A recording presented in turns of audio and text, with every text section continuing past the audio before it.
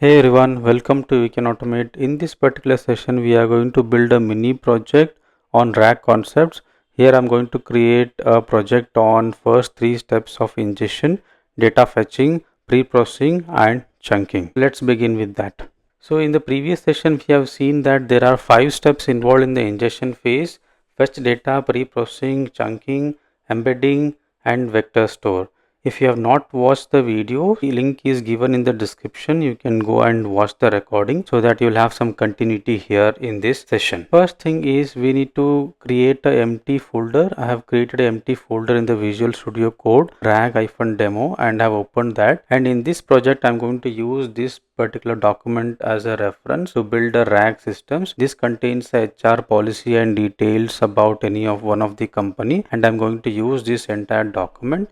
First thing is I need to load this document into my project. So I'll copy this entire document and I'll load it here in this project. So I've just copied. This is how it looks like when you add the PDF into a project. Here the first step is fetch the data, right? I need to fetch the PDF document what I have copied in this particular project by using one of the library. Before all that things, so create the virtual environment here, go to terminal and open the terminal window here. Here I'm going to use one of the command to create the virtual environment, that is python 3-m .vnv space vnv, so that all the libraries whatever I install, I'll be installing it in this particular project and I'll be activating that. Once I create the virtual environment folder, I'm going to activate that virtual environment by the command called source.vnv bin/activate. So my virtual environment is activated. Now I'm going to create a requirement.txt file so that I'll be adding a library to load the entire PDF. So here I'm going to use the library called pypdf so that this will help me to load the entire PDF. So once I add the library name here, I'll come back to terminal and I need to install that library in the virtual environment what I have created. So I will run pip install -r requirement.txt, which it got installed the library. Now I'm going to create a main file called ingestion.py.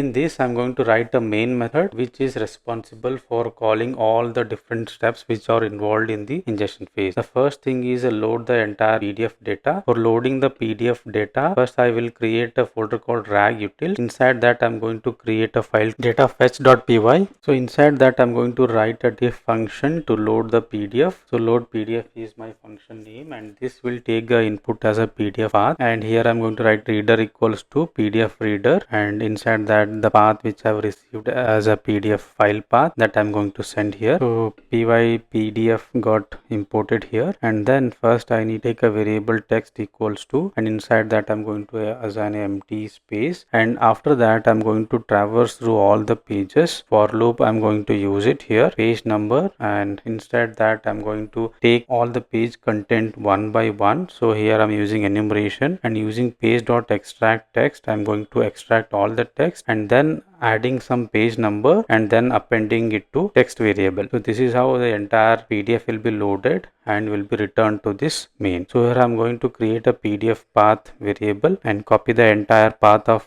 the PDF file here and add the variable here. Here I need to call that function and assign it to one of the variable, and then I'll print the entire variable in this one. This is about the main function for the fetch data. Now I'm going to run this particular ingestion.py. Okay, nothing is running. Let me add a code to call the main function. This is where I'm calling the main function. Now I should be able to run the program and print the entire PDF content here. So if you take a look here, all the PDF document is printed here in the page wise, page 1, 2 and 3. This is page 1 and page 2, page 3, like that all the PDF document whatever is there from this file got loaded here. So the next phase here is pre-processing. I need to write a code for this pre-processing step, that is number 2. I'm going to create a file called preprocessing.py. Here I'm going to add a function for pre-processing, and this pre-processing will clean the data whatever is loaded from the PDF document. Here I'm going to receive text as a parameter. First I'll remove all the /n from the entire text. This is the code for removing all the /n. The next thing is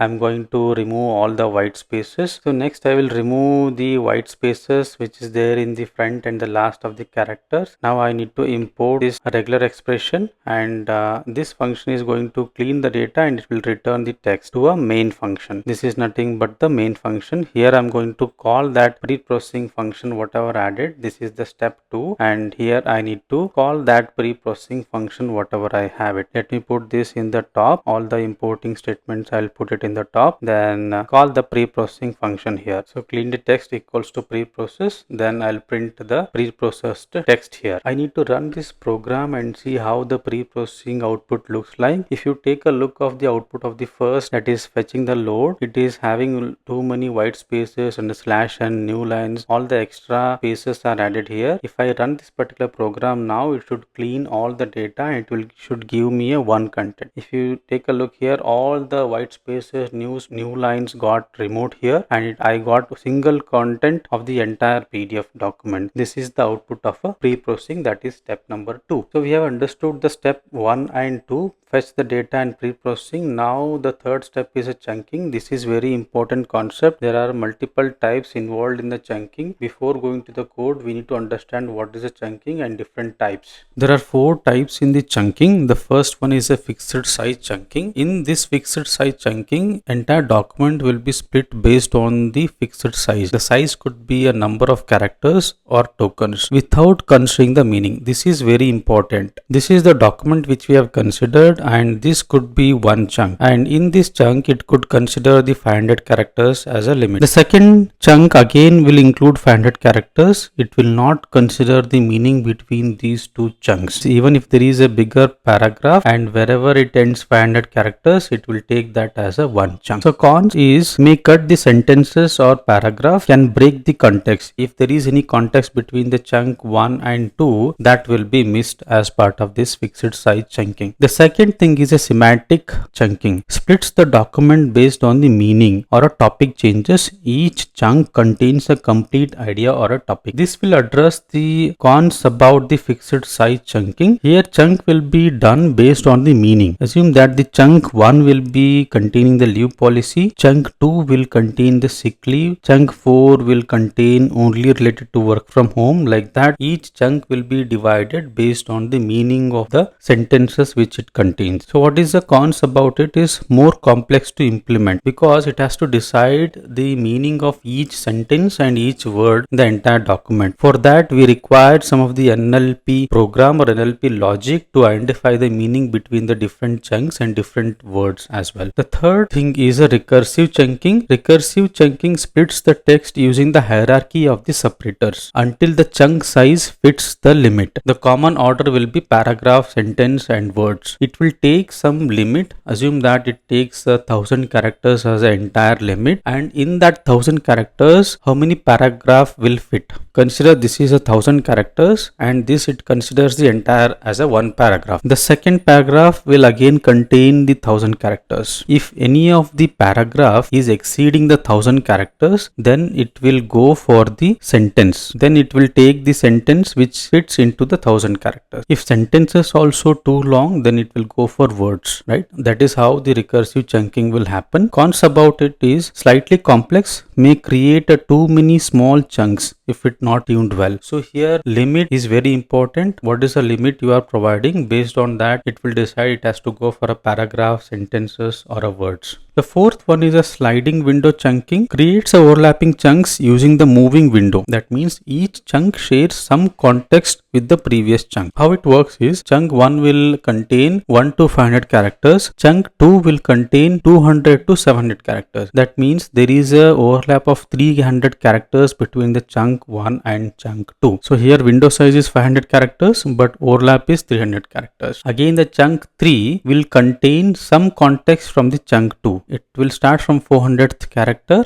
till it will go for 900 characters. Like that, there will be a context will be shared between each chunk. So that is about the sliding window chunking. So here Cons about this is more chunks will be generated, more storage. As there will be more chunks, there will be more storage. Based on these chunk types, there is one of the methods which is given by LangChain, that is the recursive characters text splitter. It is widely used text splitting tool in the LangChain framework, designed specifically for building AI and the RAG systems. So it will divide the document into a smaller and the meaningful chunks. How it works is, first it will look for /n, that means new lines. It will split the text by using a new lines. This is exactly the recursive chunking. It will split the paragraph and then it will split into a single line, that is a sentences. Then it will look for any spaces like that, and you can also customize its behavior using the following main settings. It has two parameters. One is a chunk size.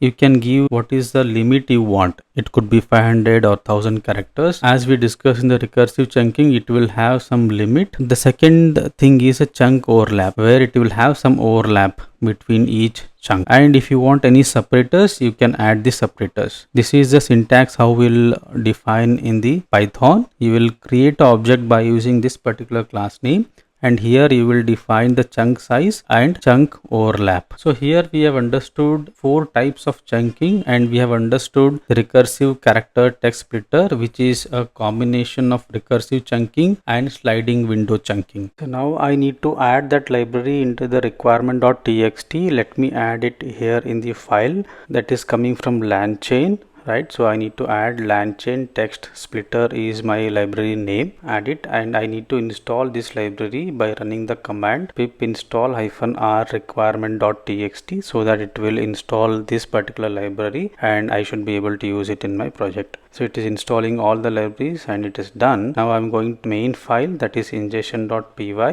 and this is my step 3 where I need to chunk the text whatever I'm getting from step number 2, and I need to create a separate file in the RAG utils called chunking.py, and here is my method. So here I'm going to write my method chunk_text, and this will take the text as a input parameter here, and here I need to use the library which I have downloaded here, which is coming from LangChain. Splitter equals to recursive character text splitter, and here this particular class will take 2 arguments. One is a chunk size, another is a chunk overlap. So here we are going to change this particular chunk size to 500 and chunk overlap to 100. So here I'm going to call the split_text and passing the entire text here, and I'll be getting the chunks that I'll be returning from this function. I need to import this library. Let me add an import statement here. In this top I'm going to add a from LangChain text splitters. I'm going to import this recursive character text splitter. So one is chunk size,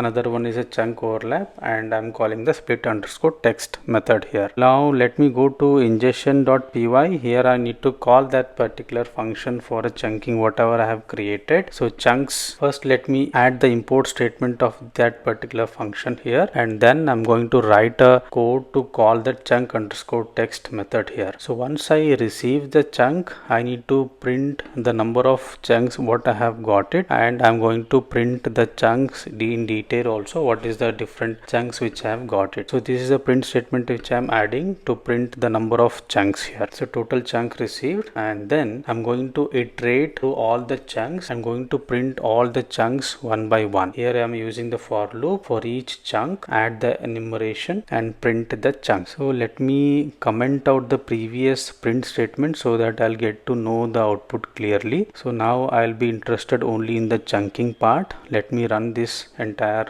code here, python ingestion.py, and here if you take a look, all the chunks got printed here. The number of chunks is 13, and this is a chunk 1. It is starting from the page title. It contains 500 characters. If you take a look on the chunk 2, this will contain some part of the chunk 1, because we are adding a chunk overlap here. From the chunk 1, it will take some characters and add it in the chunk 2. This is the characters which is taking, and it is adding till this particular part. So from culture, the chunk 2 starts. Before that, it will have some prefix from the chunk 1. Similarly, if you take a look in the chunk 3 has some prefix from chunk 2. Similarly, in the chunk 4 also, it will have some prefix from chunk 3. It will start from goals and it is added in the chunk 4. Like that, context sharing between each chunk, because we have added a chunk overlap as 100 characters. So this is about the chunking, which is step 3. If you go back to our ingestion phase,